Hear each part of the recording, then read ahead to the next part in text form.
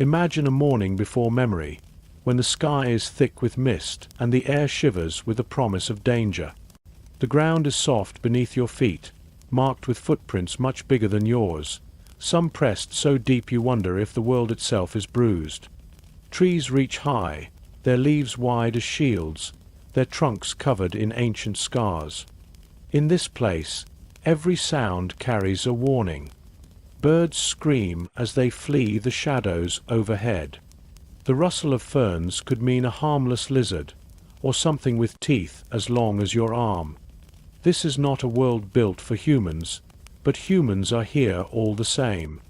They are small figures against this ancient landscape, wrapped in skins, eyes sharp with fear and hope. Every sense is awake, searching for shelter, for food, for any sign of what might come next. There is no comfort in the size of their fire, no safety in numbers. All around them are giants, monsters that have ruled these lands for longer than the memory of any living thing. Some move slow as boulders, swaying the earth itself. Others glide through the trees with deadly quiet, their hunger a constant, endless fact. The tribe moves together, never straying far from one another. Each step is measured, every choice weighed against the stories whispered at night. They remember the warning tracks found at the riverbank, the time when a child wandered too far and only screams returned. They remember the lessons of hunger and cold, the nights spent huddled in fear, waiting for a dawn that sometimes never came. It is the memory of danger that shapes them, as much as the bones beneath their feet. Hunting is a test of courage, but also of patience. Every meal is a risk. The men and women must creep through undergrowth, stones in their hands, hoping the wind hides their scent. A careless move, a broken twig, and the chase turns deadly. Sometimes they return with meat, sometimes with nothing but fear and stories of a close escape. Each success is celebrated in quiet voices, each failure shared in the tight silence of hungry bellies. The children learn by watching.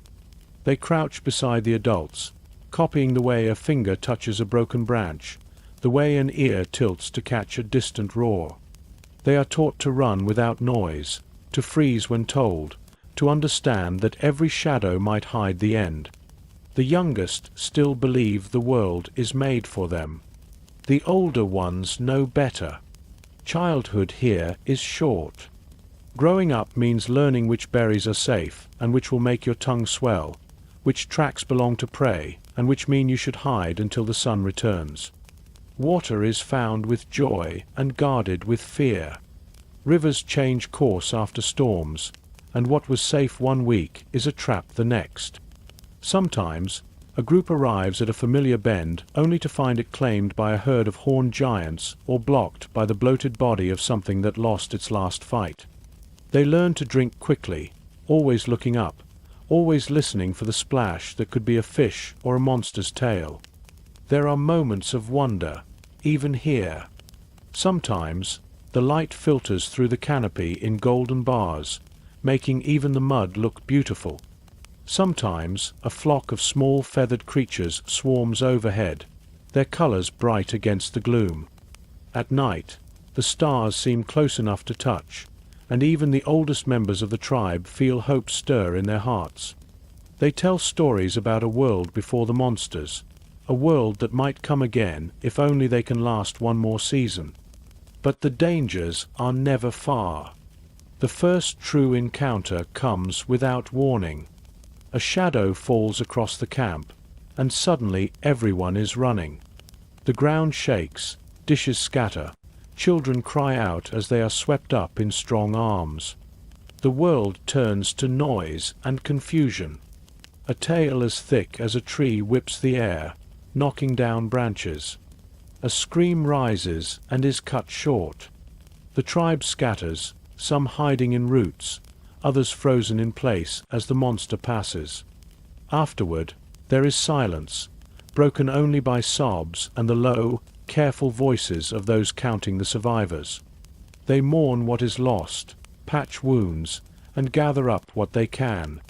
No one blames, because here, survival is never certain. Each new danger becomes a lesson, each loss another story added to the tribe's memory. The world is a teacher with sharp claws, and every day is a test. In this lost world, courage is quiet and survival is shared. The tribe huddles close, eyes always scanning the shadows, hearts thumping with the hope that tomorrow will be easier, or at least that they will see it. Every sunrise is a victory, every meal a gift, every story a thread that binds them together. Against the ancient power of the dinosaurs, humans are small and soft. But they are here, and that is enough for now to keep going. It always starts with a sound that does not belong. The wind in the tall grass, the buzz of insects, the far-off splash of water. These are familiar, almost comforting. But then comes a new rhythm, a steady thump that rattles the chest before it's even heard. People freeze, their breath held tight, listening not just with ears but with the hair rising along their arms. The first encounter is not just a meeting of flesh and bone. It is the moment when everything changes, when stories of danger become real, and no one can pretend the world is safe. The sun is low, painting the sky with streaks of red and gold. The tribe is busy with small, hopeful things, fixing nets, sharpening stones, gathering what roots and berries they can before darkness falls.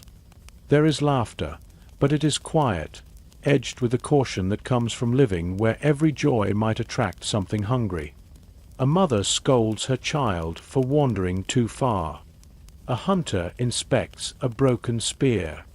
All the small routines of survival fill the space between sunrise and night. And then, the birds stop singing. It is the oldest warning in the world. Every head turns. Silence stretches. Somewhere close, a branch snaps, a loud, wet sound, too heavy for any person or deer. Eyes dart, feet step back, children are pulled close. The air tastes different, sharp with the scent of crushed fern and something deeper, something old. The trees sway, their shadows bending. The first glimpse comes as a shape, much too large, pushing through the green wall of leaves. A head rises, long and narrow, eyes set forward and bright with a cruel kind of curiosity. Teeth glint where the light finds them. It is bigger than any story, bigger than fear itself. A predator, ancient and hungry, sniffs the air, each breath a low growl. The world shrinks to the circle of people and the monster watching them. No one moves at first. There is no plan for this, no clever trick or old lesson that feels big enough. The children whimper. The adults stand between them and the beast, not because they know they can win, but because they have always promised to try.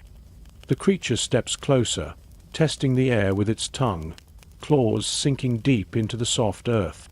Someone throws a stone, and time splinters. The monster snaps its jaws, the sound like breaking wood. People run, some toward the river, others up the hill, a few freeze in place, trembling. The chase is not a story now. It is feet pounding over roots, breath burning, eyes wide and wild with terror. The beast follows, not in a rush, but with the patience of something that has hunted since the world was young. A small group scrambles into the low branches of a half-dead tree. The monster circles, tail sweeping the ground, eyes never leaving the shivering shapes above. For a long moment, it waits. Time crawls. Then, as if losing interest, it crashes off through the undergrowth, the earth shaking with every step. The survivors trickle back. Some are missing, some are bleeding, all are changed. There are tears, but also a strange sense of pride. They have faced the terror in the flesh. They know now that monsters are not just shadows at the edge of dreams. They have weight, smell, and hunger that can never be sated. Around the fire that night, no one speaks for a long time. The stories told after will never quite match the truth of what was felt. In the days that follow, the tribe moves differently. Every task is done with eyes on the shadows, every noise measured against the memory of those heavy footsteps. Children practice silence. Hunters share new signals, gestures learned in panic. The world feels bigger, sharper, less forgiving. Even the air seems to press in, as if waiting to see if the people will learn or simply vanish. But people are stubborn. They patch their wounds and promise to remember. They mark the places where the monster walked, warning each other with signs scratched into trees and stones. They dream of better weapons, safer shelters, smarter ways to live with danger always near. The first encounter is not the end, but the beginning of being truly awake.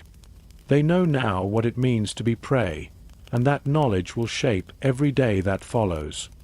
The sun rises again, as it always does. The tribe breathes together, still afraid but a little wiser. The children no longer wander as far. The hunters watch the wind more carefully.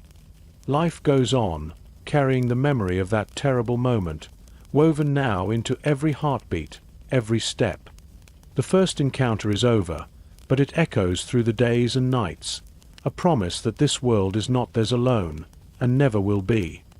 After the terror of that first real encounter, the need for a safe place to hide grows urgent. It is not just about sleeping with one eye open or picking a high tree to climb. Now the tribe feels the true weight of being small in a world of giants.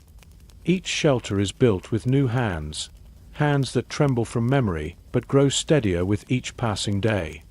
The art of survival shifts. Shelter is no longer just a roof against the rain. It becomes the thin shield between life and the teeth waiting in the night. The first ideas are simple. They look for caves, hoping the darkness will keep monsters away. But the caves are cold, damp, and sometimes already claimed by silent, staring eyes. Sometimes a snake or a strange, pale animal watches from the back, never moving but making everyone's skin crawl. Other caves are haunted by old bones, piles of them, picked clean and yellowed by time.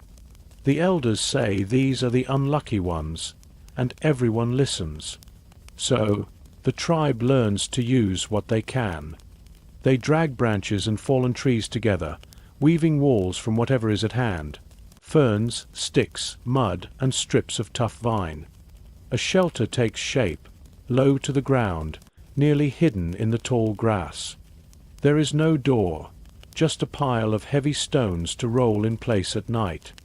Every entrance is made small, just big enough for a person to slip through, but not a beast. Sometimes, in their hurry, the shelter collapses. Sometimes, a sudden rain washes away all their work. No one gives up. There is nothing else to do. Every new shelter is tested. The first night, everyone listens to the wind sighing through the cracks. A branch scratches the side, and the smallest children whimper, curling closer to the warmth of their mothers.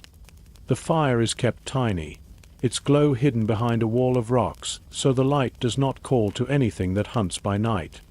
In the darkness, every snap of twig outside sounds like a promise of danger. Morning brings relief, but also lessons. If a wall is weak, it is rebuilt stronger. If the ground is too soft, the shelter is moved a little higher.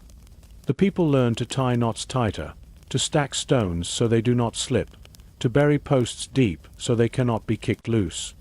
Every mistake is remembered and talked about. The children are given small jobs, gathering leaves for bedding or dragging dry wood for the next fire. Even the youngest must help.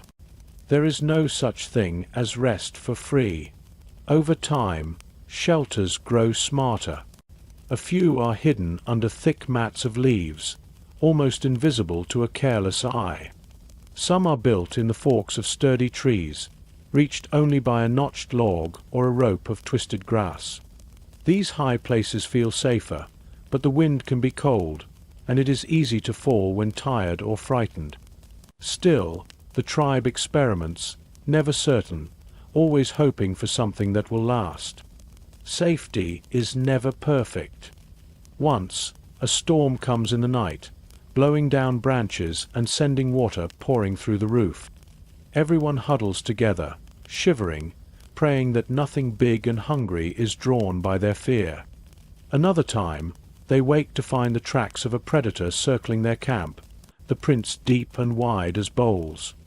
The only sign that the tribe was spared is a broken claw stuck in the mud, proof that their wall of thorns did its job, this time. They learn to use smoke as a warning. The fire is banked during the day, hidden, but at night, a few leaves thrown onto the coals send up a thick, bitter smell. The old ones say this keeps some monsters away. Maybe it is true, or maybe it just gives everyone something to believe in, something to hope for in a world that does not care about their hope.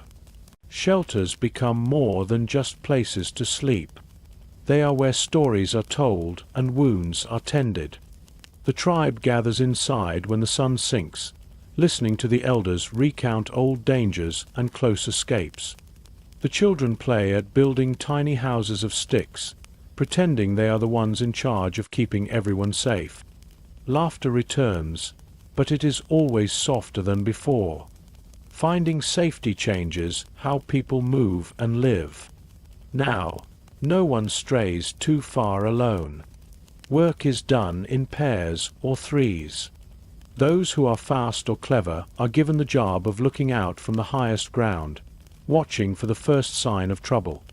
The tribe begins to build paths between shelters, marked with broken twigs or piles of stones, so that even in panic, everyone can find their way back. The dangers never disappear, but each day the tribe survives is a small victory. Their hands grow rough, their eyes sharper, their hearts just a little braver. Shelter is no longer just a place. It is a promise to each other, that as long as they work together, as long as they remember and learn, there will always be a place to return to, no matter what hunts outside the walls. Hunger is a steady drum in the chest. The first days after settling into new shelters, the tribe feels it with every breath.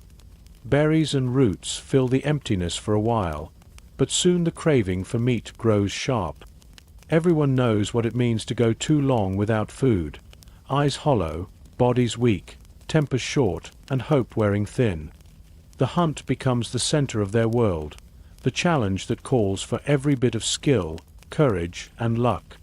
No one hunts alone anymore. There is safety in numbers, and also a better chance to bring down something big enough to feed them all. The hunters gather at dawn, their faces smeared with mud, their tools sharpened and checked again and again. Spears are whittled from the hardest wood they can find, their tips blackened in fire or tipped with chipped stone. Nets are woven from vines, heavy but flexible, meant for smaller creatures that dart and vanish in the brush.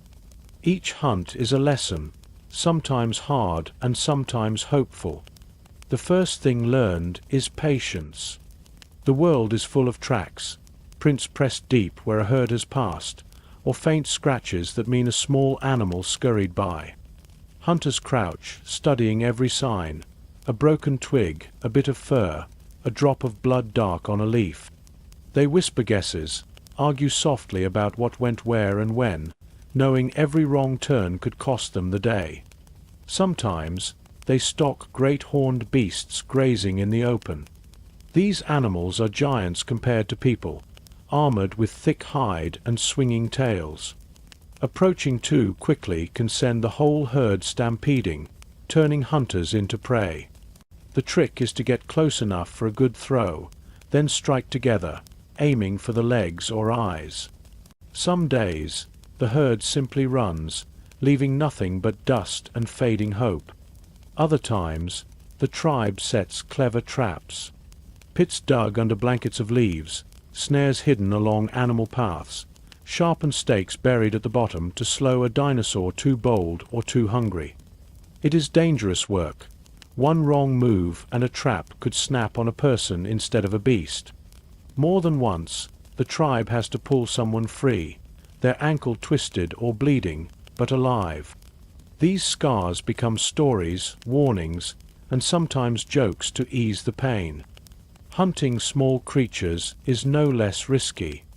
The forests hide quick, fierce animals that bite and claw in panic. Sometimes, the hunters catch nothing but a handful of lizards, or a strange bird that screeches until it is silenced. Every meal counts, and nothing is wasted. Bones are saved for tools, skins for warmth, every scrap of meat roasted over the smallest possible fire to avoid drawing unwanted attention. The real test comes when a predator appears. The world is thick with danger, but none as sharp as the moment when hunter and monster cross paths. The best hunters move with a kind of grace, every step placed with care, every sound considered. They read the world like a story written in mud and leaves. When a shadow flickers between the trees, or a guttural call echoes from the hills, the hunters know to freeze or flee, whichever the moment demands. Sometimes, hunger wins over caution. Once, when food was almost gone, the tribe decided to chase a wounded beast, a huge, slow-moving dinosaur with a limp. It took all day, and all the courage they had. The hunters drove the animal toward a rocky ravine, throwing stones and shouting to keep it moving. When it finally stumbled, they swarmed, striking with everything they had. The fight was messy and frightening, but in the end, they stood panting over enough meat to feed everyone for days. That night, the whole camp celebrated, even the children who had only watched from the safety of the trees. But every feast is followed by a new hunger. The world demands more every day. The tribe must keep learning, watching, and inventing. Some begin to shape better points for their spears, using sharper stones and tougher sinew. Others experiment with throwing sticks, hoping to strike from farther away, where it is a little safer. All the while, the land changes, the animals move, and the dangers shift with the seasons. The art of the hunt is not just about the catch. It is about listening to the world, respecting the monsters and the prey, and knowing that nothing is ever truly safe or certain. The tribe grows cleverer, their stories richer, their trust in each other deeper. Every time they return with food, it feels like a small miracle. Every failure is a chance to grow stronger, to try again, to believe that tomorrow, luck might be kinder. In the wild heart of this world, hunting is how the tribe survives, but also how they belong. Every meal is a story, every scar a lesson. Through it all, they move forward, hungry, hopeful, and ready to face whatever waits in the shadows. The world does not truly rest when the sun dips below the horizon. Night changes everything. The colors of the land are swallowed by blackness and silver. The warmth fades fast, and every breath becomes sharper in the cold air. For a brief moment, dusk offers a gentle glow, fireflies blinking over the grass and the songs of hidden insects rising in chorus. But everyone in the tribe feels it. The shift from light to dark is a crossing into another world, a place ruled by different dangers. Evening is a time of quiet routine. People gather together, closer than during the day. They talk in softer voices, saving laughter for the bravest. The smallest children are held in laps, their eyes wide and tired. The hunters clean their tools, sitting with their backs against each other, scanning the gloom for the first sign of movement. The fire is a precious friend. Its light makes a small island in the darkness, its warmth a comfort against what waits beyond. Food is eaten in a hurry, sometimes still warm from the flames, sometimes raw and tough when time runs short. Every meal is a small comfort, but no one lingers over the last bite. Leftovers are buried or thrown far away from camp, always downwind, so the smell does not invite visitors. The old ones warn of times when a careless bone or a dropped skin brought disaster in the night. These are lessons that must not be forgotten. As the darkness thickens, the sounds change. Crickets give way to the low calls of hunting beasts. In the distance, something big splashes through a river or breaks a branch. Sometimes there is a roar, a deep, rumbling voice that shakes the ground and the heart. Everyone falls silent, listening. The tribe learns to know the difference between harmless night noises and the warnings of something stalking close. Some nights, a steady chorus of frogs means peace. Other times, the sudden hush of everything living is the worst sign of all. Sleep is not simple. The oldest and the strongest take turns watching, sitting near the fire with heavy eyes, clutching sharpened sticks or stones. They pass the hours quietly, whispering if they must speak at all.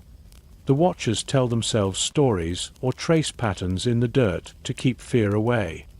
When they hear a distant crash or the snap of twigs too close, they wake the others with gentle shakes, never shouting unless it is truly needed. The youngest do not sleep deeply. They toss and turn, whimpering with dreams of teeth and claws. Sometimes, a mother soothes her child by humming old songs, promises of safety that sound thin in the darkness. The elders say that even in the days when monsters ruled every hill and valley, songs gave people hope and kept courage alive through the worst nights. The words don't need to be true, only strong enough to fight fear for a little while. No shelter is perfect. Sometimes, a prowler comes close, drawn by the flicker of flame or the scent of meat. The tribe holds its breath, pressing against the earth, praying for the beast to lose interest. On lucky nights, the animal sniffs around the stones, then moves on. Other times, disaster strikes. A wall is pushed in, someone is bitten or dragged away before help can come. Grief hangs heavy the next morning, but the tribe does not abandon its ways. Instead, every attack is a lesson. Walls are rebuilt stronger. Firewood is gathered in greater piles so the flames can burn longer and brighter. The world outside the shelter is a sea of shadows. No one leaves camp unless the need is desperate. If someone must go, a hunter returning late, a mother searching for a lost child, they carry a torch and a stone, moving quickly, never looking back for too long. The darkness feels alive, a thing that watches and waits, hiding both familiar and unknown threats. Even the bravest feel fear walk with them in the night. Sometimes, the night brings beauty. The stars are endless, scattered across the sky like stories yet to be told. The moon glows huge and silver, casting strange patterns on the earth. In these quiet hours, some in the tribe find comfort, reminding each other that they are not alone, that their ancestors once looked up at the same sky. For a little while, it feels possible that something greater is watching over them. As dawn approaches, the darkness softens. The world sighs as if relieved. The tribe stirs, stiff and cold but alive. Another night survived.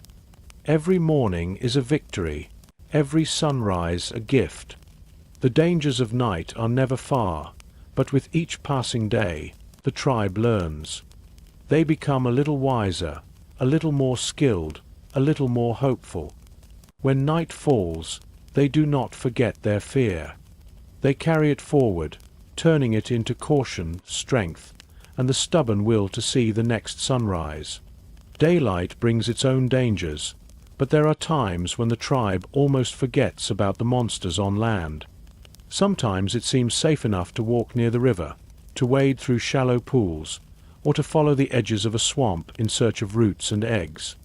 But even here, the world is never gentle. The water hides its own giants, and the sky above is not empty. The river glitters in the sun, cool and full of life. The tribe depends on its fish, its clean water, the reeds and mud along its banks for tools and shelter. Yet no one is foolish enough to wade in without checking for danger first. Shadows move beneath the surface, slow and silent. Every now and then, a jaw breaks the water with a crash, teeth flashing, snatching at birds or unwary animals who come too close. Ancient crocodiles lie motionless on the banks, their eyes half-lidded, looking like nothing more than logs. The children are warned again and again, never turn your back on the river. Never step where you cannot see the bottom. The biggest of these water beasts seem as old as the world itself. Their bellies slide across mud, leaving wide, smooth trails. They rise up out of the depths at dusk, their backs covered in scars, mouths opening wide enough to swallow a child whole. Sometimes, late at night, the people in the shelters wake to the sound of a splash so loud it shakes the ground. In the morning, the water is stained with blood, and the remains of something unlucky float downstream. There are other threats in the wetlands: giant turtles with snapping jaws, long-necked hunters who can strike like a whip, strange creatures that glide silently, leaving only a ripple to show where they have passed. Even the harmless animals can be dangerous if cornered or afraid. The tribe learns to move quietly, to listen for the warning croak of frogs, the cries of birds, or the sudden silence that means something big is near. On days when the sun is high, the world above becomes just as dangerous. The sky fills with great winged shapes, shadows gliding in slow circles. The people do not know the names of these creatures, only their hunger. Some have wings so wide they block out the sun, beaks long and sharp, claws curved for snatching. The tribe watches as they swoop low over the river, plucking fish or small animals from the shore. Sometimes the unlucky are taken, young children playing near the water, small dogs, even grown hunters caught off guard. The sound of wings is always a warning. When a shadow passes overhead, everyone scatters for cover, diving into bushes or ducking beneath overhanging rocks. The old ones say that once, long ago, a whole camp was taken in a single afternoon, carried away by the sky hunters to a place no one could ever find. True or not, the fear remains. The tribe learns to watch the sky, not just the ground. Eyes are trained to spot the smallest flicker of movement above, to tell the difference between the slow drifting of harmless birds and the swift, silent approach of a predator. Spears are kept close at hand even when fishing or washing in the river. Sometimes they stretch lines of vines between trees, hoping to tangle the wings of the boldest hunters. It doesn't always work, but any chance of survival is worth the effort. Yet, in the midst of danger, life must go on. Water is fetched from the safest places, always in groups, never alone. When the sky is clear, the tribe works quickly, mending nets, setting traps, collecting shellfish. Laughter is quieter by the river, but it is there, a kind of stubborn defiance, a promise that they will not give up the gifts of the water, no matter how many jaws or claws wait below the surface. Some days, the giants of water and sky leave behind their own reminders. A broken eggshell the size of a bowl is found in the reeds, or a feather longer than a spear floats down to rest at the water's edge. These are gathered and shown around the fire at night, proof that monsters do not just live in stories. They are real, close, and powerful. But they are not invincible. Once, a crocodile is found dead, killed by a bigger rival, its armored skin stripped away by scavengers.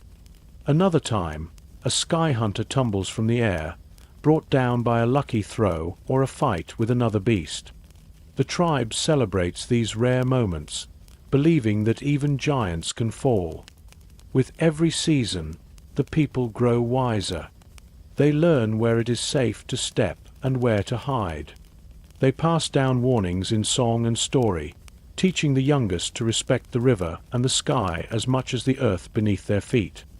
Each day survived is a victory, and every danger overcome becomes a part of who they are. In a world where monsters swim and fly, the tribe learns to trust in each other, to adapt, and to face the unknown with steady hearts. Among the tribe, the children are everywhere, always moving, always listening, always learning. They are the softest part of life here, but their spirits are bright, and their laughter echoes even in the darkest places. Childhood in this wild world is nothing like the stories told around future fires. There are no soft beds or safe yards. The world is the playground and the teacher, and every lesson comes with its own risks. From the very start, the youngest learn to watch and copy.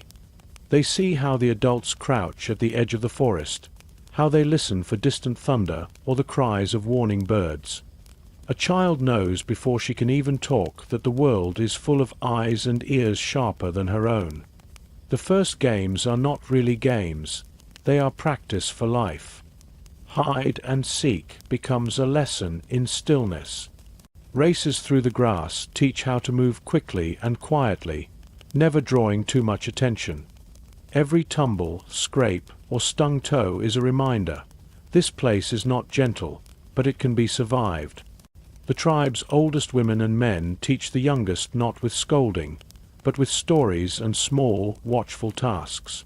Gather these berries, but only the blue ones, a grandmother might say, and the children will learn by watching her hands which plants are safe, and which ones burn the mouth or upset the belly. Watch the water, an older brother warns. See how the ripples move when the crocodile is close. The bravest among them test the warnings, sometimes getting away with a scare, sometimes limping back home with a lesson written in scars. Children sleep in the middle of the group at night, pressed between mothers, fathers, and older siblings. Their dreams are filled with monsters, but also with the glow of the fire, the rhythm of familiar voices, the safety that comes from being part of something larger than themselves. In the cold before dawn, it is often a child who wakes first, shivering and wide-eyed, sensing before anyone else that something is wrong or that a new day is ready to begin. Hunger teaches as much as fear. Children's hands are quick to gather roots and bugs, to dig up small nests, or chase lizards into traps. They make up songs for these chores, and though their laughter is sometimes cut short by a shout or a sudden crash, it returns again and again. They see their elders work and mimic every motion. Sometimes, the littlest one brings back more than anyone expects, a nest of eggs or a clutch of berries missed by adult eyes. These moments are celebrated, held up as proof that every member, no matter how small, can be a hero. Danger shapes the rules of play. No one chases a ball too far. No one climbs alone. No one wanders off when the shadows grow long. But not every lesson is learned the easy way. Now and then, someone disappears. The grief is quiet and deep, and changes how the tribe moves for a while. The old ones tell stories of children who became birds, whose laughter turned into the wind, who watch over the living from the highest trees. It is a way of keeping hope alive, of promising that even the lost are not forgotten. When a hunt returns with a kill, children gather to help, dragging branches, carrying water, fetching stones for the fire. They watch as the adults clean and cut, learning where each piece of meat comes from, how the bones can become tools or toys, how the skin can be turned into something warm. Their eyes are hungry for knowledge as much as food. Sometimes, a clever child thinks up a new way to tie a knot or make a snare, and everyone takes notice. As the seasons pass, the children's voices grow surer. Their stories become warnings for those even younger. Don't sleep near the river, or the water will take you. Never turn your back to the sky when you hear wings. These sayings become the tribe's secret language, a way of sharing hard-won wisdom in just a few words. The tribe knows that its future is measured in children's laughter, in the games they invent, in their bright eyes and quick hands. Every scar, every story, Every new trick passed down makes the next generation stronger and more clever than the last. In this world where giants rule the land and the sky, it is the children who carry hope. Hope that one day, the monsters will not seem so big, or that people will learn to outsmart them. Each child is a promise that the tribe's story will not end tonight, or tomorrow, but will stretch on, as long as there is someone left to remember, to learn, and to dream. A tribe is not just a group of people living together. It is a family built from many families, bound by shared struggle and hope. In the wild, these bonds are more than tradition. They are survival. Every day, every hour, every heartbeat, each member relies on the others for warmth, for food, for protection, for laughter when fear grows too heavy.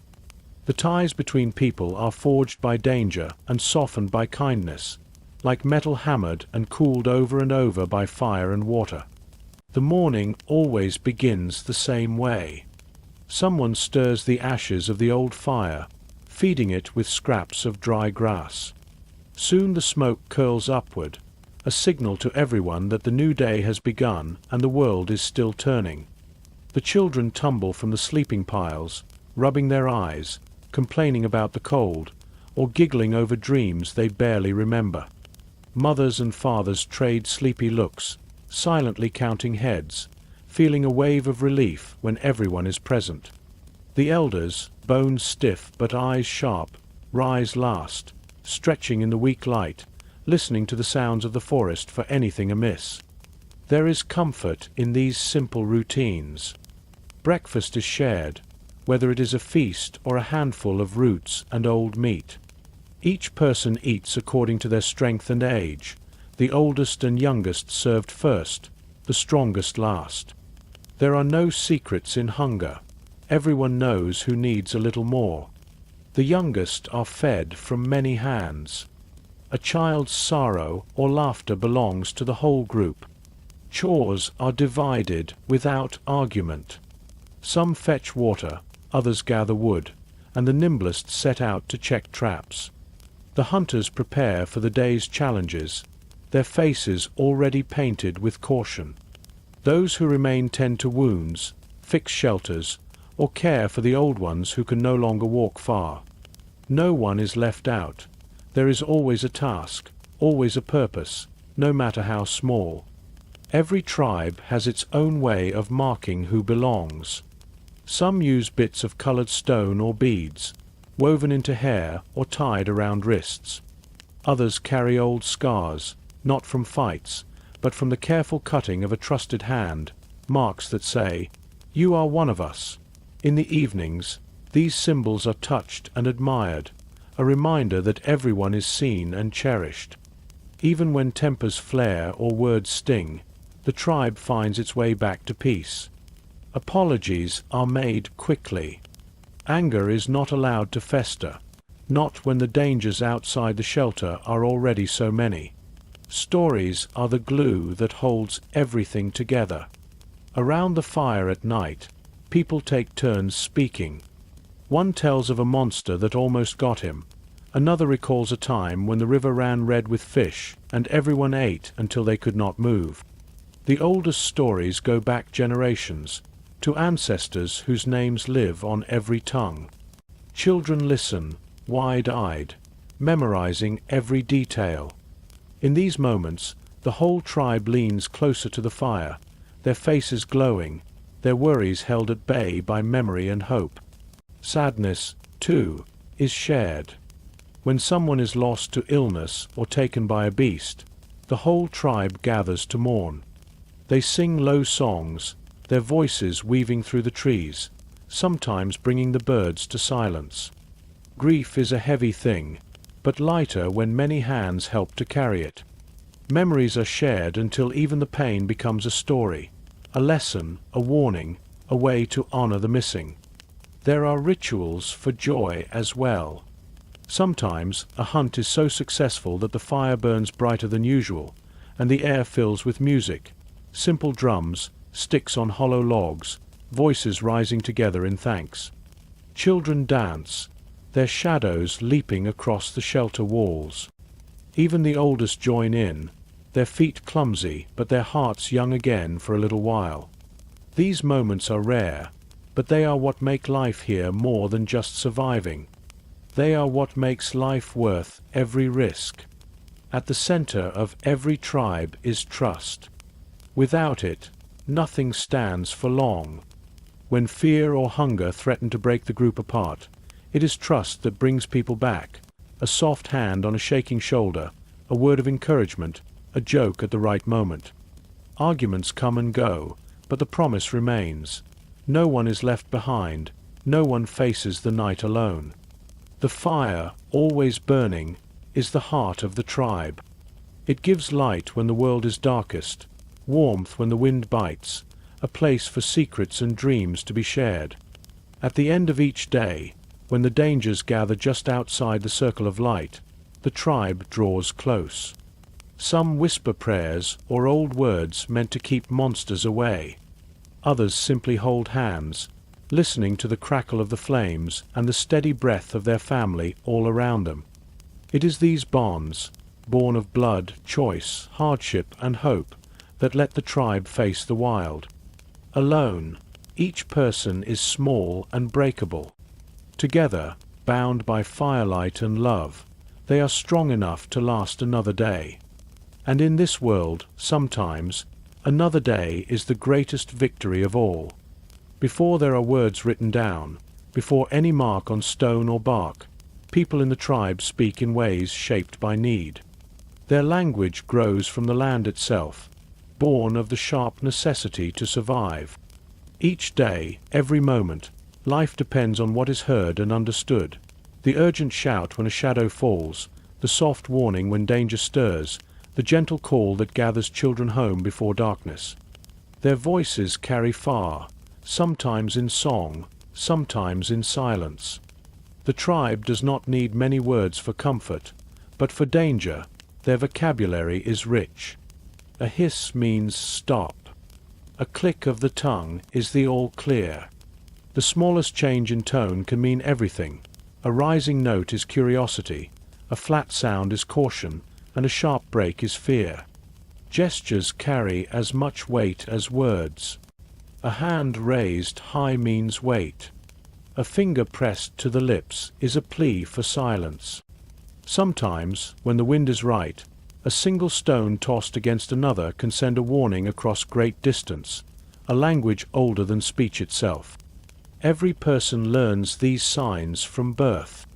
Even before a child can walk, she knows the difference between laughter and alarm, between the song that means peace and the chant that means hide. At night, when stories are told around the fire, language grows more colorful, shaped by the memory of the day's trials. Words for animals are as varied as the world itself. Longtail for one kind of hunter, thunderfoot for another, sharpwing for the monsters above. Some words are never spoken loudly, as if to do so would draw the creature near. Silence is not emptiness, but a tool as sharp as any spear. On the hunt, quiet is survival. The tribe learns to move with soundless steps, to hold breath, to blend with the world. In this stillness, eyes become the true voice, glances shared between hunters, eyebrows lifted in warning or approval, lips tightened in resolve. When the world grows too quiet, even the youngest know it is time to freeze, to let the air settle before daring to move again. Children invent their own words, twisting the calls and clicks into games, mocking the songs of birds, mimicking the cries of distant animals. These games are more than play. They are practice for the serious business of living.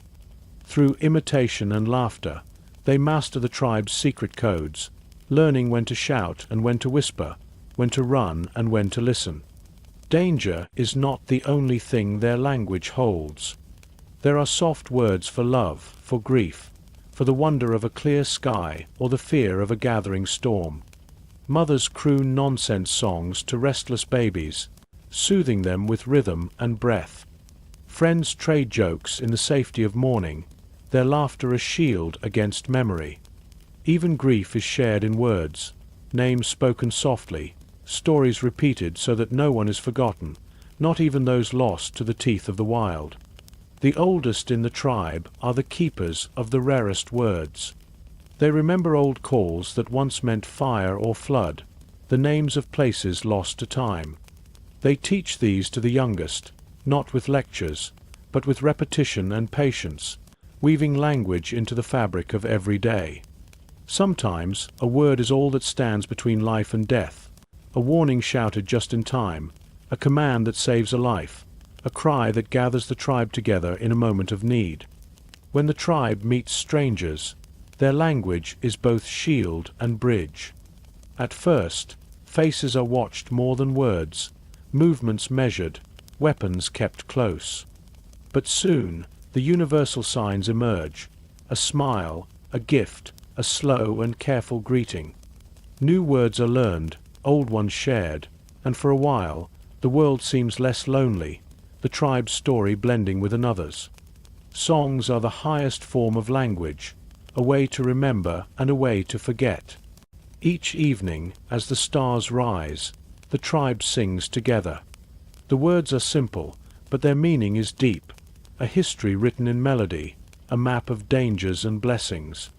Even when voices falter, the song continues, picked up by another until the last note fades with the night. Sometimes, in the darkest moments, words fail. There are no sounds for what is lost or for the fear that sits heavy in the chest. In these times, the tribe sits close, sharing silence, hands linked, hearts speaking in ways beyond language. And slowly, when the world is ready, the words come back, soft at first, then stronger. Each new dawn gives them another chance to speak, to warn, to comfort, and to remember that their story goes on. The language of survival is always changing, shaped by the world and the hearts that endure it. It is spoken in shouts and whispers, in silence and in song, in every gesture and glance. In this world where monsters walk and danger is never far, it is language, fluid, simple, strong, that holds the tribe together, giving meaning to every step, every fear, every hope. The grasslands stretch farther than anyone can see. In the heat of midday, they shimmer gold and silver under the sun, moving in waves with every gust of wind. This place can seem almost peaceful, but everyone in the tribe knows the truth. The grass is not empty. The tall blades, sometimes taller than a person, hide everything: food, shelter, and most of all, danger. When the tribe must cross these plains, they walk together, quiet, every sense awake and waiting. It is the shadows that give them away.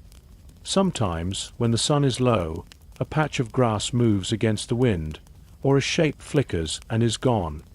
Everyone stops. Eyes strain for another glimpse, ears searching for the faintest sound, a huff of breath, the snap of a twig, the sudden hush that falls over the birds. There are no warnings carved here, no safe stones to stand on. Only trust in each other, and in the lessons learned by those who came before. Traveling the grasslands is not a choice, but a need. The richest berries grow near the edge. Small animals dart and hide in the roots, and sometimes the waterholes found here mean the difference between survival and thirst. The tribe walks in single file, children pressed between older cousins, the strongest scouts at the front and rear. Sometimes, a brave soul climbs a low tree or a boulder for a better view, squinting into the sun to spot the dark line of a herd or the curling dust that means something large is on the move. The grass muffles sound, tricking the ear. A shout can disappear in the breeze. Even the pounding of heavy feet can seem distant, almost like thunder, until it is suddenly near. The tribe's stories are full of those who vanished in the grass: a hunter chasing a wounded animal, a child wandering after a butterfly, a whole group cut off by a sudden rush of teeth and claws. The survivors remember every moment. They teach the others how to read the grass, how to spot a path flattened by something too big for safety, how to smell the wind for the sour scent of predator. Sometimes they see the monsters first.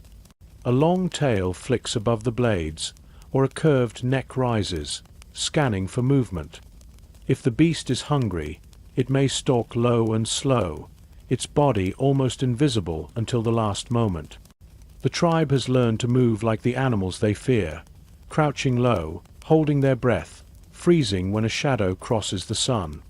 When they must run, they run together, no one left behind, every hand reaching for the next.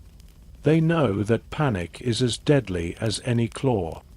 Hunting in the grass is a different challenge. Small traps are set for birds and rodents, carefully camouflaged. When a larger kill is needed, they watch for herds, waiting for the old or weak to stray from the group. Spears are thrown from hiding, never in the open. The danger is not just from what they chase, but from what might chase them. Sometimes a kill must be abandoned when the warning cries rise, a flock of birds taking flight, a sudden silence, the ground trembling with heavy steps.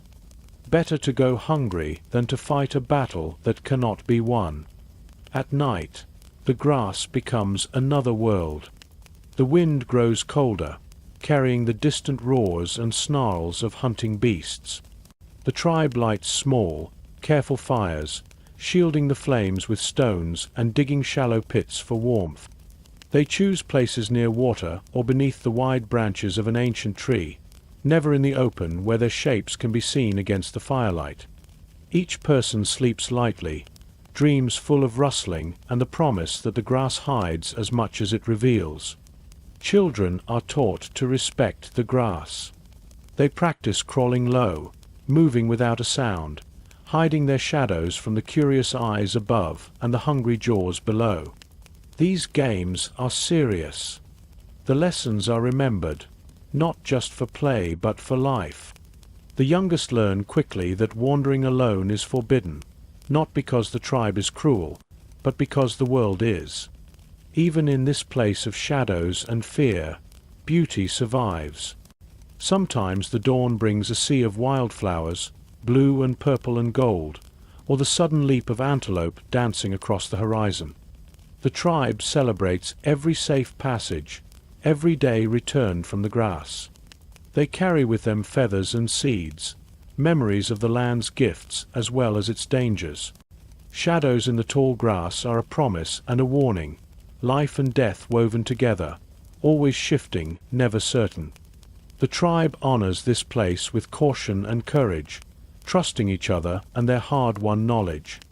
They know that to cross the grass is to test fate, but also to claim their place in a world that belongs to those who do not give up, who move forward even when the shadows seem to close in from every side. There are days when the sky itself feels angry, when the clouds roll in heavy and dark, pressing the world beneath a lid of grey. Even the bravest in the tribe grow uneasy as the wind picks up, scattering dust and bending the tops of the tallest trees. Storms in this world are not just an inconvenience, they are an enemy as real as any beast, able to break shelters, drown fire, and send everyone running for their lives. The first warning is always the light, a strange glow that turns the leaves silver and the river to steel. Then comes the wind, whistling through the valley, carrying scents of wet earth and broken branches. Birds fall silent, animals vanish into burrows, and even the insects seem to hide. The tribe has learned to read these signs with the same care they read tracks on the ground. When the elders say it is time to seek shelter, no one argues. Some storms come fast, racing across the sky with a wall of rain and thunder so loud it makes the ground shiver. Others build slowly, distant flashes growing closer until the whole world is wrapped in shadow and light. It is always the same. Everyone scrambles to gather their things, to cover food and tools, to check the roofs and walls of every shelter for holes. Fires are banked and covered with stones, precious embers saved for when the world calms again. The safest places are not always obvious. Sometimes a hollow beneath the roots of a fallen tree is best, sometimes a cave high on a rocky ledge. The tribe remembers which places have flooded before, which ones collapsed under the weight of water or the strike of lightning. They avoid the open, stay clear of old dead trees, and never linger near riverbanks when the rain begins to fall. The youngest cling to the oldest, everyone moving together, heads bowed against the wind. When the rain comes, it comes hard, drumming on leaves and skins, soaking every bone. Sometimes hail crashes down, bouncing off heads and backs, leaving bruises that ache for days. The tribe huddles close, sharing what little warmth they can, wrapping children in arms and scraps of fur. They whisper old stories and jokes, anything to make the time pass, to pretend that the world is not roaring outside. The noise is everywhere, thunder cracking, wind howling, the snap and groan of branches torn away and hurled through the air. Floods are feared most of all. Water that seems gentle one moment can rise up and swallow the land, turning paths to rivers, rivers to wild seas. Many times, the tribe has watched helpless as shelters are washed away, as carefully stored food disappears in a swirl of brown and broken things. When the water recedes, the land is changed, a new path carved here, a tree uprooted there, everything familiar rearranged by the storm's power. But storms do not last forever. Slowly, the wind softens, the rain becomes a gentle patter, and the sky brightens at the edges. The world feels clean but wounded, littered with fallen branches and pools of water. The tribe steps out, blinking in the new light, counting faces, grateful for everyone that survived. The work begins at once, repairing shelters, drying what can be saved, tending to the hurt. Every storm leaves its mark, but it also brings new lessons, new ideas for how to build stronger, dig deeper, stay safer next time. Children turn disaster into games, racing boats of bark through puddles, searching for treasures washed up by the rain. Adults salvage what they can, sometimes finding new tools or forgotten seeds, gifts left behind by the river's rage. There is laughter, relief, and always the careful memory of what the storm took and what it gave in return. When night falls after a storm, the fire feels warmer, the food tastes sweeter, and even the smallest comforts are treasured. The tribe sits together, watching the stars come out in a sky scrubbed clean. The dangers of monsters and hunger are never far, but tonight the worst has passed. The air smells of earth and hope. Tomorrow they will rebuild again, as they always do, carrying the scars and stories of every storm in their bones. In this world, shelter is more than a roof. It is the circle of family and friends, the promise that whatever comes, beast, hunger, or sky, the tribe will endure. They have learned to respect the power of storms, to move quickly and wisely, to never take a moment of safety for granted. Their strength is not in stone or stick, but in their will to stand together, to find shelter in each other, even when the wildest winds blow. In this world of sharp teeth and sudden storms, people must be clever as well as brave. It is not enough to be fast or strong. Survival often belongs to the one who invents, who shapes the world with their own hands. The tribe's life is stitched together by the tools they make, the fires they keep, and the ideas born from necessity. A stick is never just a stick. The smallest child learns this watching their elders shape branches into spears, scraping away bark with a flake of stone, tying on a sharpened tip with strips of hide. Even the most basic tool is the result of patient thought, trial and error, and the slow passing of wisdom from hand to hand. There are digging sticks for roots, clubs for crushing, and nets for snaring fish or birds. Some days, someone invents something new, a sling that throws stones farther, a hook carved from bone, or a basket woven tighter than ever before. Fire is the oldest invention, and the most precious. Its warmth means survival on cold nights. Its light holds the darkness back. Keeping fire alive is everyone's job. A single ember is guarded with a seriousness that turns children silent, each spark sheltered under stones or kept in a hollowed log lined with damp moss. Making new fire is a test of patience. 2 sticks rub together until smoke curls, then a tiny flame, coaxed to life with dry grass and breath. Sometimes it takes hours. When the fire finally burns, a cheer rises, soft but triumphant. With fire, everything changes. Meat is cooked and easier to eat, roots turn sweet, and the smell of smoke sometimes hides the scent of people from monsters nearby. Wet skins and furs can be dried on racks above the flames, making shelter stronger and warmer. Wounds are cleaned with hot stones. The fire's glow lets the tribe sit together in the night, sharing stories, making plans, shaping new tools long after the sun goes down. Nothing is wasted.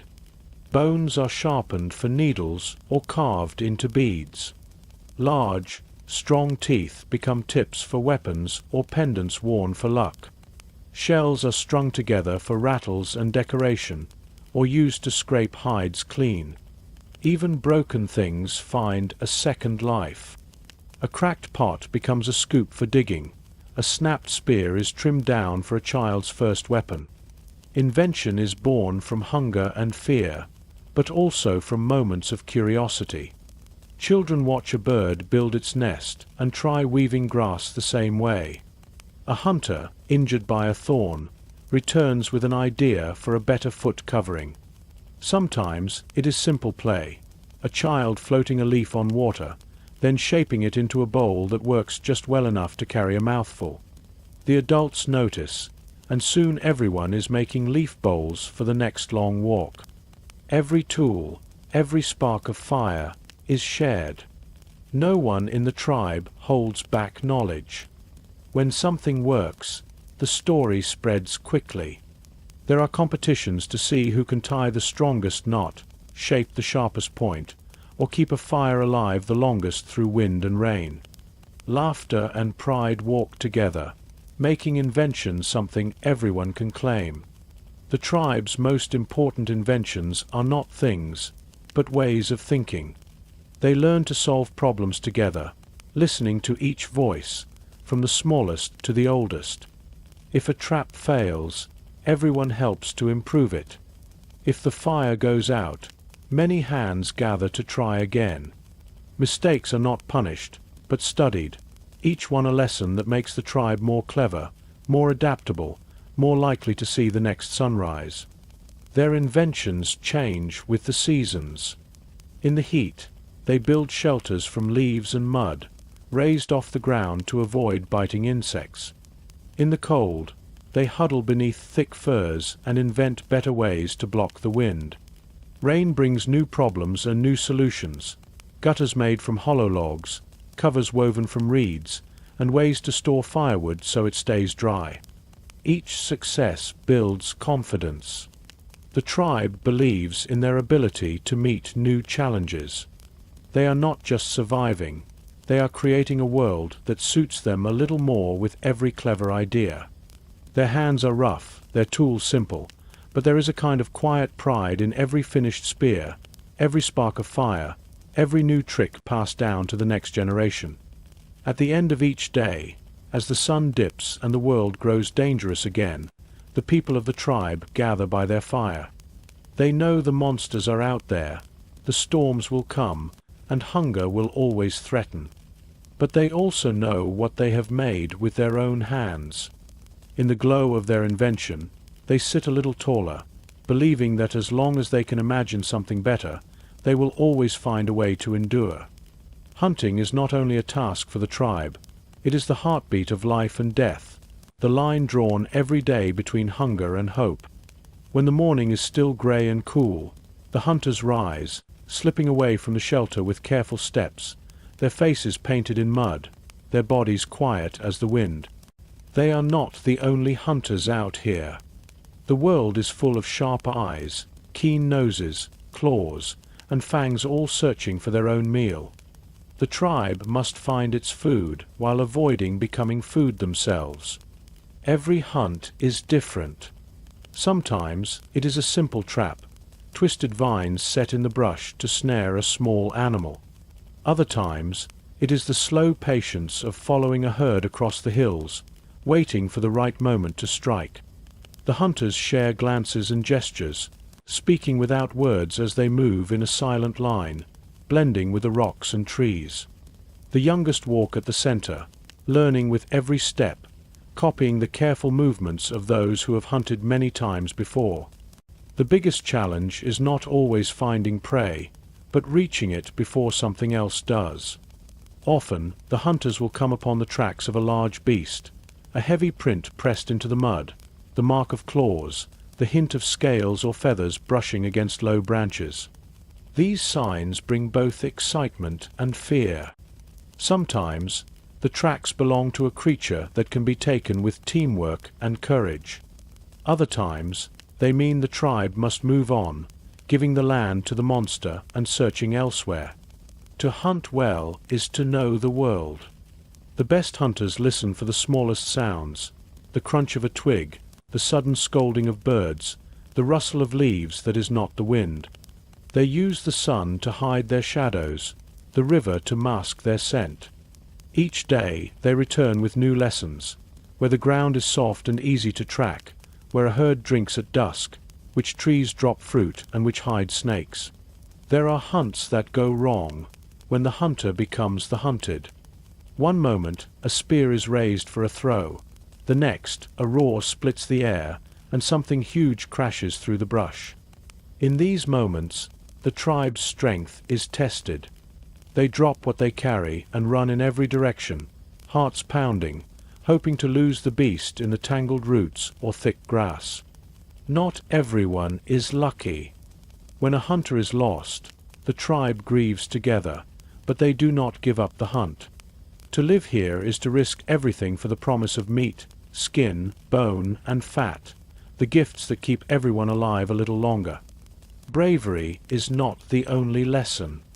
There is wisdom in knowing when to walk away.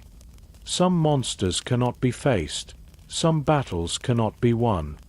The old ones say it is better to lose a day's hunt than a life.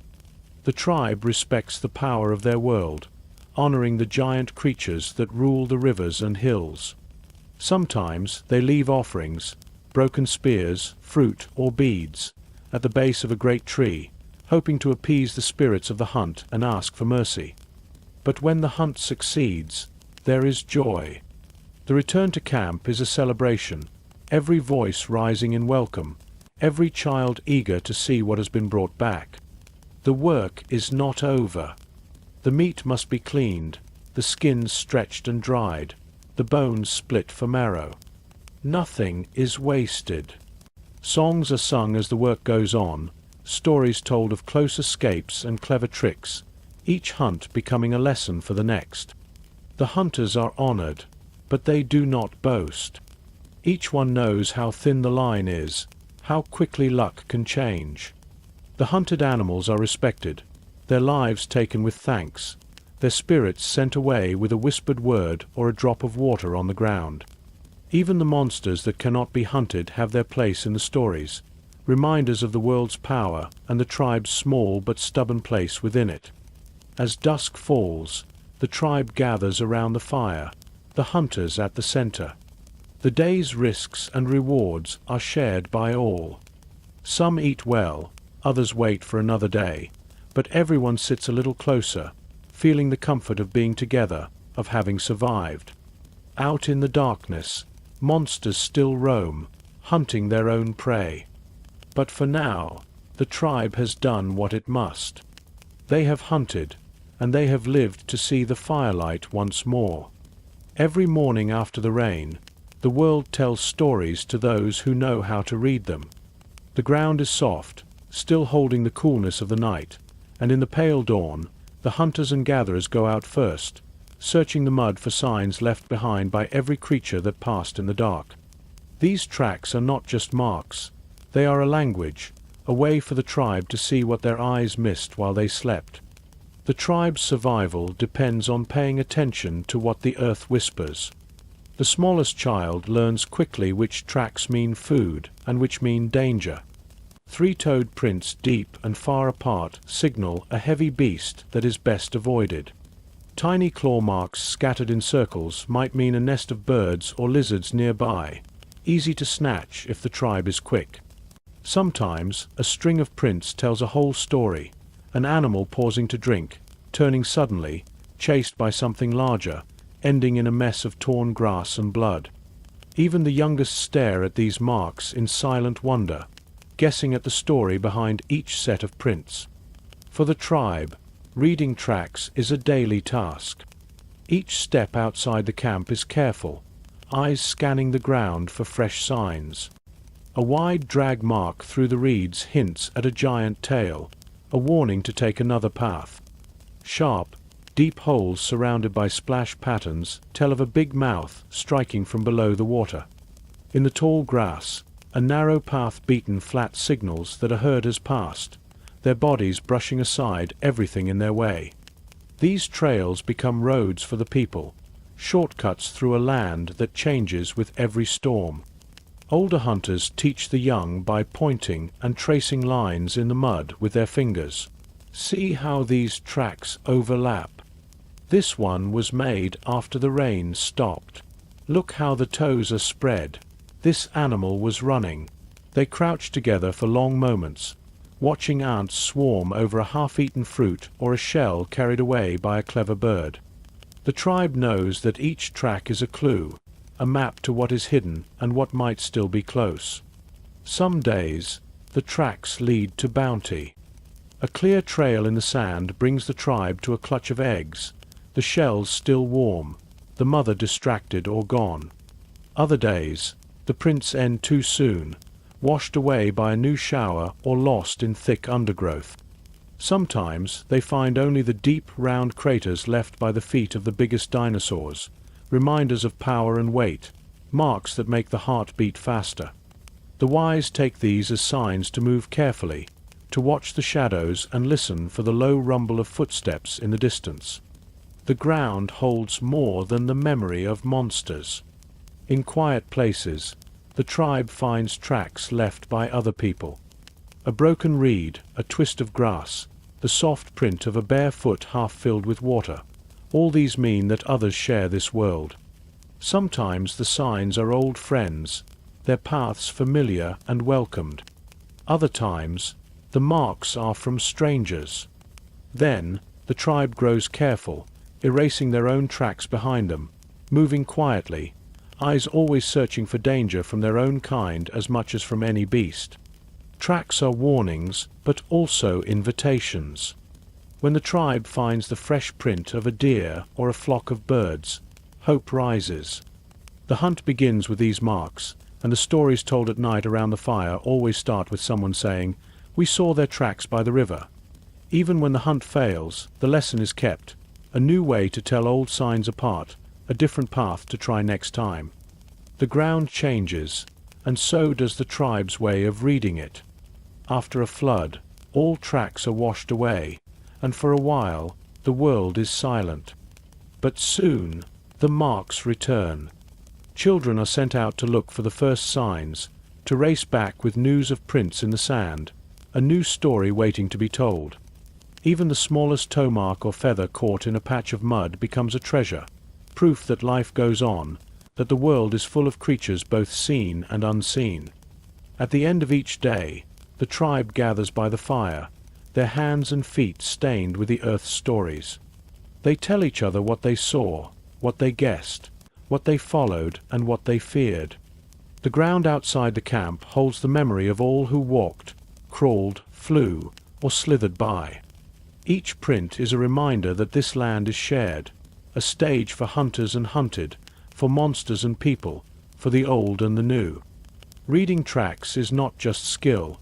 It is the tribe's connection to the world, their way of making sense of chaos. In the mud, the tribe finds its guide and its warning, its hope and its sorrow.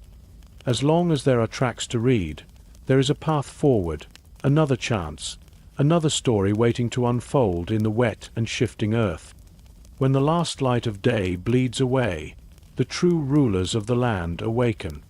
In the night, the world feels bigger and closer all at once, as if the shadows themselves are alive and watching.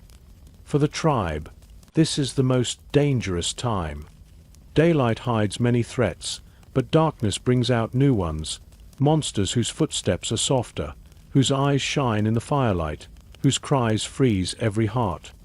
The children huddle closer to their mothers, and even the bravest hunters check their weapons twice before the stars come out. Each night is filled with the sounds of life and hunger. Somewhere out in the blackness, massive shapes move through the trees, brushing aside branches as if they are nothing. Sometimes, the ground shivers with every step of a giant predator on the hunt. The sharp-toothed ones, quick and clever, circle the edges of the camp, waiting for a mistake. Sometimes only a whisper, a snapped twig, or the sudden silence of insects warns the tribe that something is near. The fire becomes a shield. Its flickering light keeps some creatures away, but it also makes the tribe visible.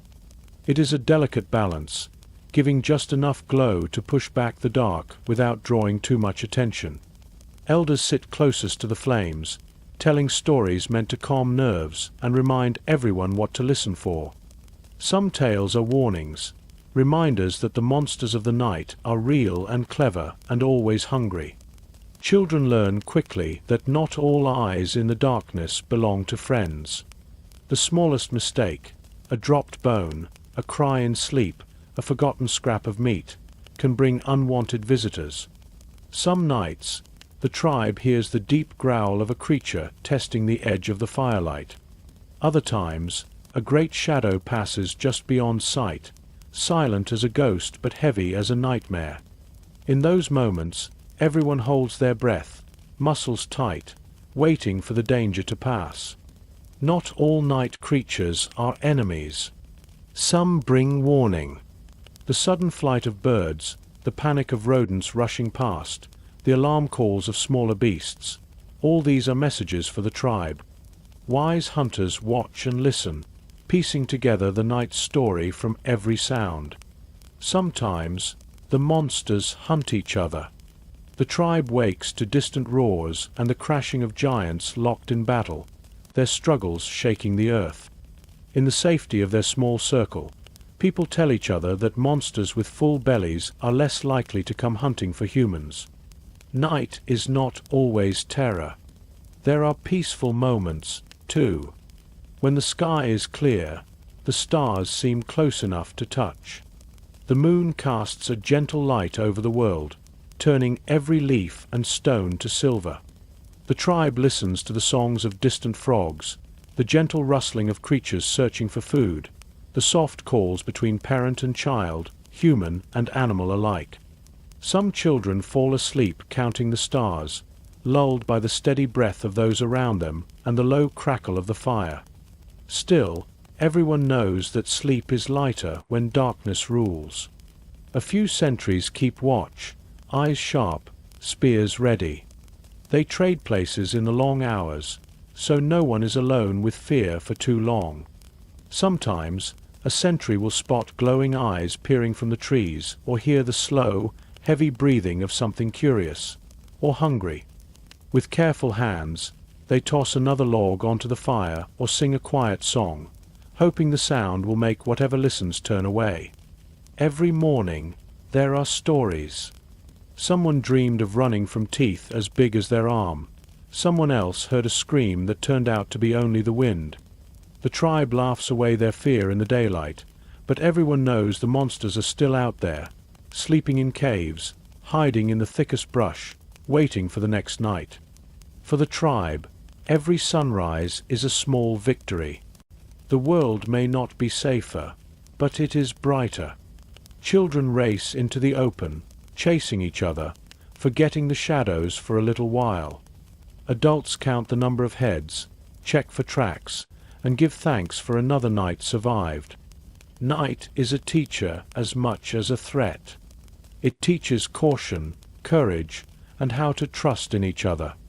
It reminds the tribe how small they are, but also how strong they can be when they stand together in the dark. The creatures of the night rule their own world, but so does the fire, so does the song, so does the hope that daylight will always return. Each night survived adds a new story to the tribe's memory, another lesson in the ancient dance between fear and survival.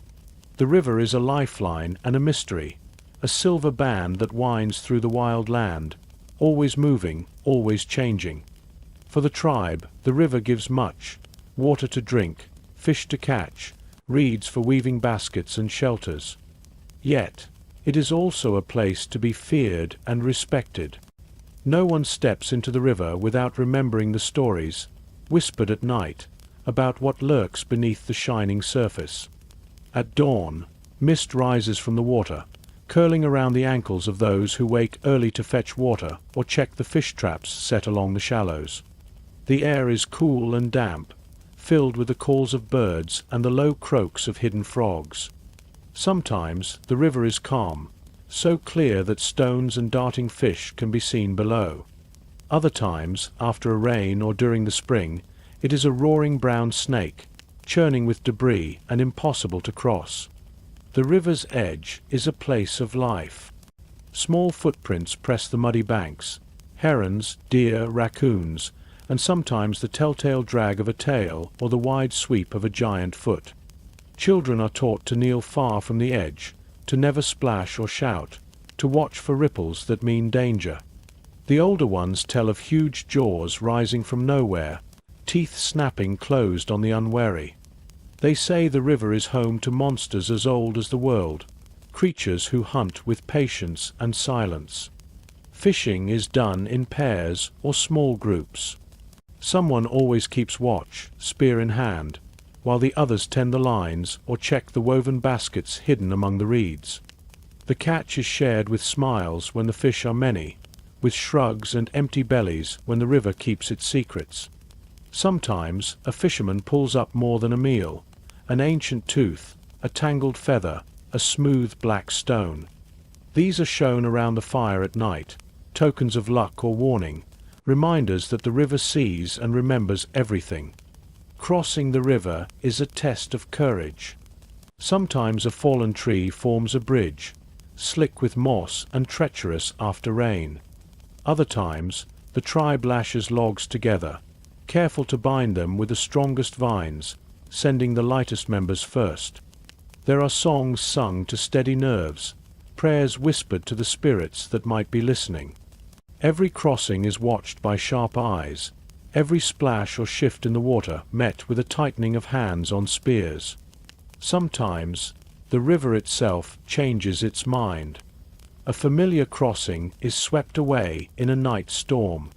New channels appear, old paths vanish, pools deepen, and sandbars shift. The tribe learns to adapt, mapping the water's moods with patience and care. They mark safe places with stones stacked in careful patterns, so that even in fog or darkness, they can find their way home. Children practice throwing pebbles into the current, racing sticks from one bend to another, always watched by adults who remember the river's appetite. The river brings gifts, too. After a flood, its banks are littered with treasures: shells, driftwood, fresh clay, sometimes the remains of an animal unlucky enough to be caught by the rising water. The tribe uses everything. Driftwood feeds the fire, clay is shaped into pots and bowls, and shells are strung into necklaces or ground to powder for medicine. Some of the oldest tools are found buried in the mud, reminders that people have always lived with the river, always learned from its lessons. There are stories of those who tried to challenge the river, who thought themselves stronger or faster than its silent current. Their names are spoken quietly, with regret and respect. The tribe knows better than to boast. When storms gather upstream and the river's song grows louder, everyone moves higher, dragging their belongings to safety, trusting the warnings learned over generations. The silent river is a boundary as much as a bridge. It separates the tribe from dangers on the far side, but also draws them with its promise of new land, new food, new beginnings. Each time the tribe follows the river, they find something unexpected: a stand of fruit trees, a new herd, sometimes the tracks of other people who have passed this way before. The river connects the tribe to the world beyond their fire, offering both risk and reward in equal measure. At night, when the world is still, the river is a voice in the darkness, whispering to anyone who listens. It carries secrets from far away, the promise of life and the threat of loss. The tribe sits together, remembering the day's crossings, the fish caught, the dangers escaped, grateful for the water that keeps them alive and wary of the silence that means something is watching, waiting, just below the surface. The silent river flows on, changing the land, shaping the tribe, always teaching, always taking, always giving. For those who respect its power, it is both friend and foe, a reminder that in this ancient world, every gift is balanced by risk, and every story can change with the next bend in the water. Not every danger in the tribe's world roars or stomps or leaves huge tracks in the mud.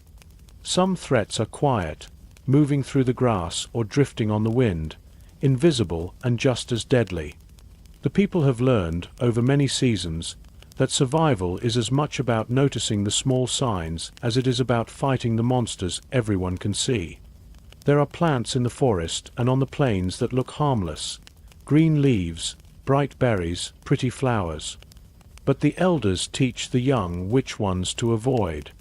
One taste or careless touch can bring burning pain or a slow sickness that takes hold deep inside.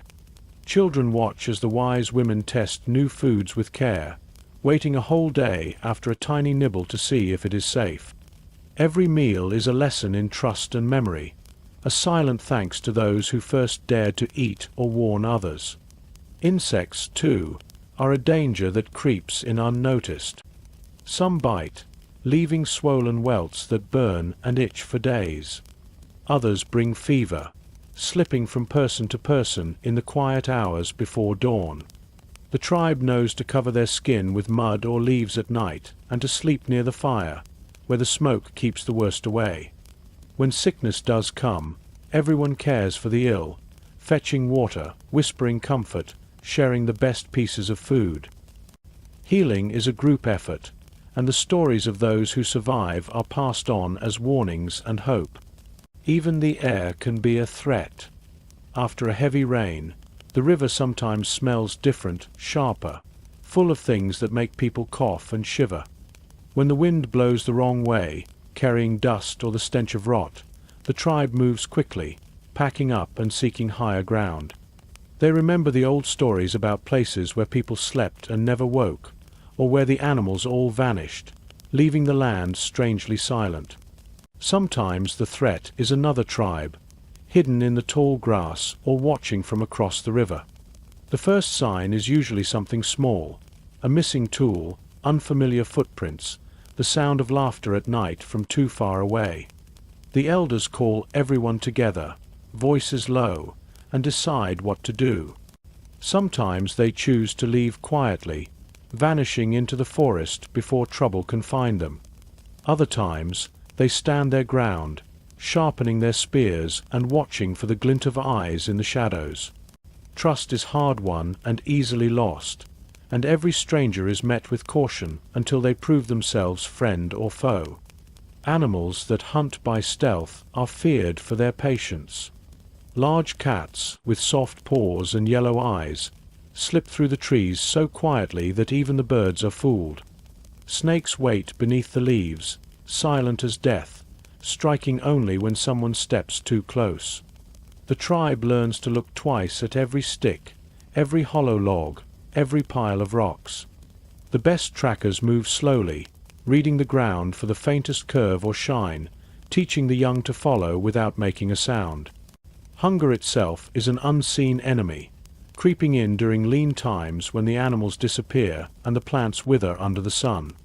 It changes people, making them sharper, sometimes cruel, sometimes desperate. The tribe has learned to store food when times are good, nuts buried under stones, smoked fish hung high in the trees, dried berries packed in clay pots.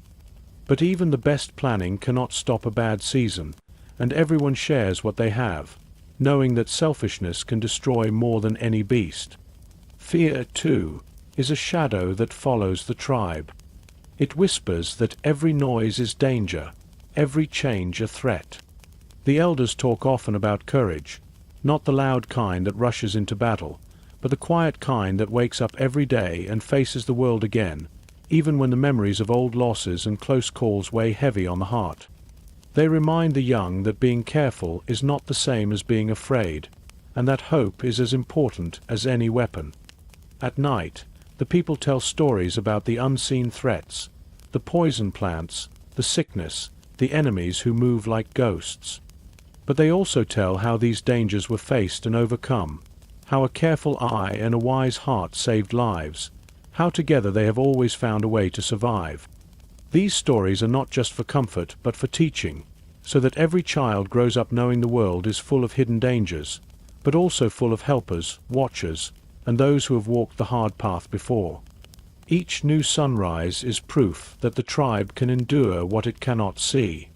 They walk with eyes wide open, trusting each other, trusting in the lessons learned from pain and patience. The world is not only shaped by what crashes through the trees or roars in the night, but by the silent, invisible forces that wait for a moment of weakness. The tribe is still here because they have learned to listen, to watch, and to move quietly through a land where not all threats have names or faces. Their survival is a story told in whispers, in careful steps, and in the wisdom passed from one generation to the next. Every year, the world shifts around the tribe in ways that are both beautiful and dangerous. The seasons are not gentle here. They move like living things, rolling in with storms or creeping quietly, changing everything the tribe depends on. To survive is to notice these changes, to remember how the land and sky behave when the sun is high or when the nights grow long and cold. In the days of warmth, life bursts out everywhere. The river runs clear and strong, feeding green grass and tall trees. Birds fill the air with color and song, and the ground is alive with insects, frogs, and the scurrying feet of small creatures. The tribe works hardest now, collecting fruit, fishing in the shallows, and following herds that graze on the edge of the forest. It is a time of plenty, and even the children feel strong and light, racing each other through the tall grass, learning to swim, laughing under the wide sky. But with the heat come storms. Dark clouds build in the distance, rolling closer until lightning cracks open the sky. Rains fall so hard they flatten the grass, turning paths into streams and shelter into soaked misery. The river rises, sometimes swallowing the tribe's stores or washing away the marks they have left to find their way home. When the storms pass, the world feels new but wild, full of hidden dangers in every pool and hollow. As the sun turns, days grow shorter and the air cools. Animals disappear into holes or leave for distant places, and the birds' songs are replaced by the quiet rustle of dry leaves. The tribe becomes careful, storing nuts and smoked meat, wrapping themselves in thicker skins, teaching the youngest to find shelter when the cold winds rise. Old wounds ache more, and hunger visits often. The wise watch the sky for the pale light of dawn, counting the days until the world grows warm again. Not every season is so simple. There are years when the rains do not come, when the river shrinks and cracks open the earth. Thirst becomes a monster of its own, driving the tribe to search further each day for water, to dig in dry places, to taste roots and leaves that might offer a sip. Other years, the cold seems to have no end, and every night is spent huddled close, taking turns tending the fire, singing songs just to remember what hope feels like. The changing seasons bring new monsters, too. In the heat, the huge plant-eaters gather at the river, crushing everything in their path and attracting predators with teeth and hunger. When the cold settles, strange animals come down from the high ground, bold and desperate, hunting anything that moves. The tribe must always be ready to move, to watch, to learn from every change. They follow old trails, searching for the signs that say where food will be, where the ground is safest, and when it is time to leave behind a place that once felt like home. Children learn the names of the winds and the patterns of the stars. They hear the stories of years when the river froze, or when fire swept the grasslands clean, or when the land shook and split and the world felt new and terrifying all at once. Every elder carries memories of seasons past, good and bad, and shares them in the long nights by the fire. These memories are more than stories. They are warnings, lessons, and sometimes comfort. The tribe changes with the world. In warm times, they are strong and bold, building new shelters and exploring farther than ever before. In harsh times, they grow quiet and close, their hope shining in small kindnesses. A bit of food saved for a hungry child, a story told to chase away fear, a new game invented to bring laughter on a cold morning. Each person is a thread in a cloth woven from hope, memory, and the stubborn will to survive. Some changes cannot be fought. Sometimes, the best thing is to accept, to wait, to trust that the world will turn again and bring a new season. The tribe learns patience from the land, faith from the return of green after a harsh winter, and humility from every storm survived. They know that every year something will be lost, a friend, a path, a favorite place, but something will also be gained. New faces, new stories, new ways to find their way through a world that never stays the same. At the heart of every change is the fire, burning steady even as the wind howls outside. Around it, the tribe gathers, sharing warmth, stories, and the quiet courage it takes to meet the unknown. They watch the sparks rise into the night and remember that seasons change, monsters come and go, but together, they have survived everything the world can bring. Each new dawn is a gift, each season a challenge and a promise. The tribe's story is written in the changing light, in the patience of waiting, and in the hope that, no matter how wild the world becomes, they will always find a way to begin again.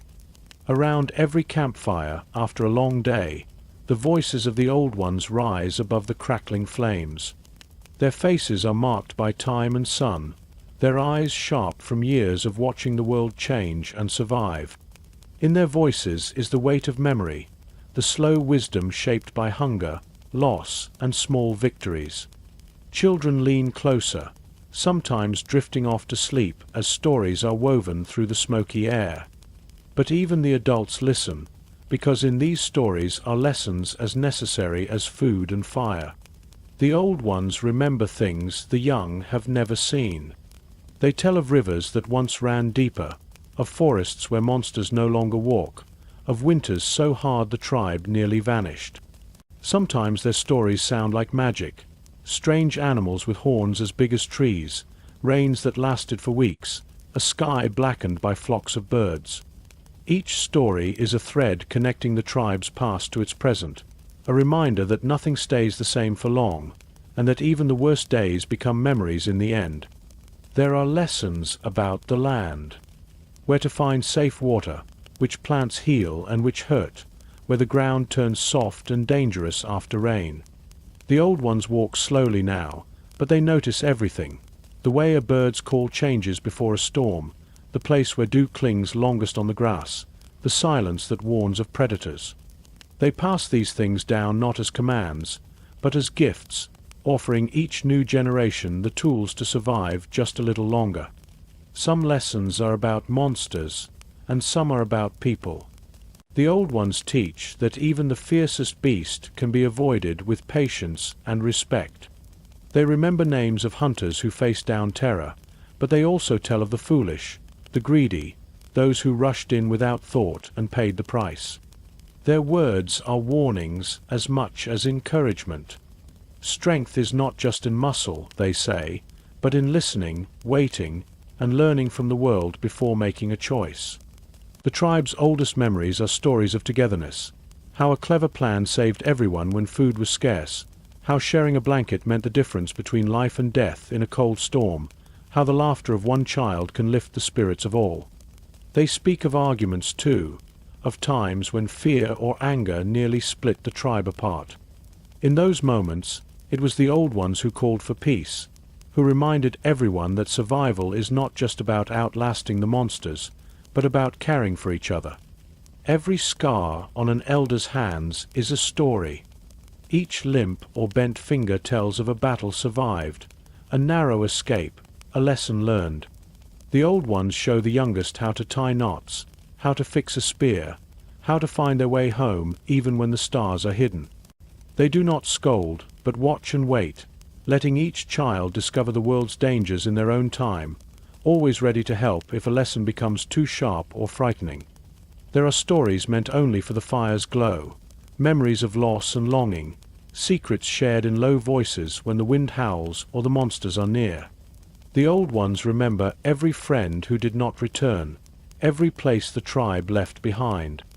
In their stories is sadness, but also gratitude for what endures. Family, laughter, the simple joy of being together after another day survived. The greatest lesson, the old ones say, is to keep moving.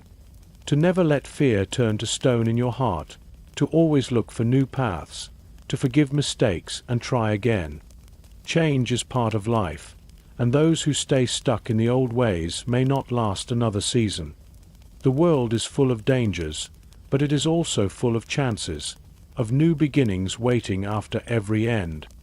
When a young one feels afraid, an elder takes their hand and shows them how to watch the stars or listen to the river's voice. When the strong are too proud, the old ones remind them that every giant can fall, but kindness and patience build strength that cannot be broken by teeth or claws. When the tribe celebrates a good hunt or a safe crossing, it is the old ones who begin the dance, who sing the first song, who bless the fire with words no child remembers learning, but all know by heart.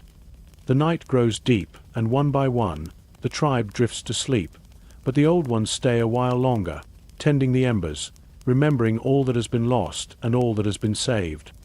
Their stories become dreams, their lessons seeds planted in the minds of those who will someday sit by their own fires, passing on the wisdom of survival, of courage, and of love. As long as there are old ones to remember, the tribe will never be lost. Their stories are the map through the wilderness, the shield against fear, and the thread that binds every life together. In the end, it is these quiet lessons that help the tribe endure, that teach each person what it means to belong, to hope, and to carry on, no matter how wild the world becomes. At last, the darkness lifts and a soft golden light spreads across the wild land. Morning comes slow and gentle, painting the trees, the river, and the sleeping faces of the tribe with hope. For a little while, the world feels young again, quiet except for the gentle breath of wind and the first calls of birds greeting the day. In this moment, the struggles of the night and the dangers of the old world seem to fall away, replaced by something like promise. Every morning, the tribe rises with the sun, blinking away dreams, shaking off fear, and stretching sore muscles under the open sky. Some mornings, all they find are the simple comforts: a fire still warm, laughter among the children, the smell of fresh earth after rain. Other mornings bring reminders of the world's dangers: a torn basket, a line of deep tracks in the mud, the memory of a roar in the distance. Yet each day, they gather, count their numbers, share water and food, and begin again. The old bones lying scattered in the grass or buried in river mud are stories, too. Some are from monsters so huge that their skulls look like fallen hills. Others belong to lost friends, remembered with songs and soft words. Children wander among the bones, tracing lines with their fingers, imagining the world as it once was and as it might become. The elders point out the scars left on old stones and show how even the hardest things break or fade in time. The bones of the past are not just reminders of death, they are lessons about living. With the new dawn comes new questions. Will this be a day of plenty or a day of hardship? Will the tribe find sweet fruit on the hillside or need to cross the river for fish? What dangers sleep in the forest, waiting for footsteps to wake them? The world is never certain, but that is what makes the tribe's courage meaningful. They step out each day knowing there is risk in every shadow, but trusting in their memory, their patience, and the bonds that tie them together. As the sun climbs higher, everyone has work to do. The youngest help gather dry sticks for the fire. The strongest leave in groups to check the traps or follow fresh tracks left by wandering beasts. The old ones watch the sky, feeling the weather change in their bones, reminding everyone when to be careful or when to move quickly.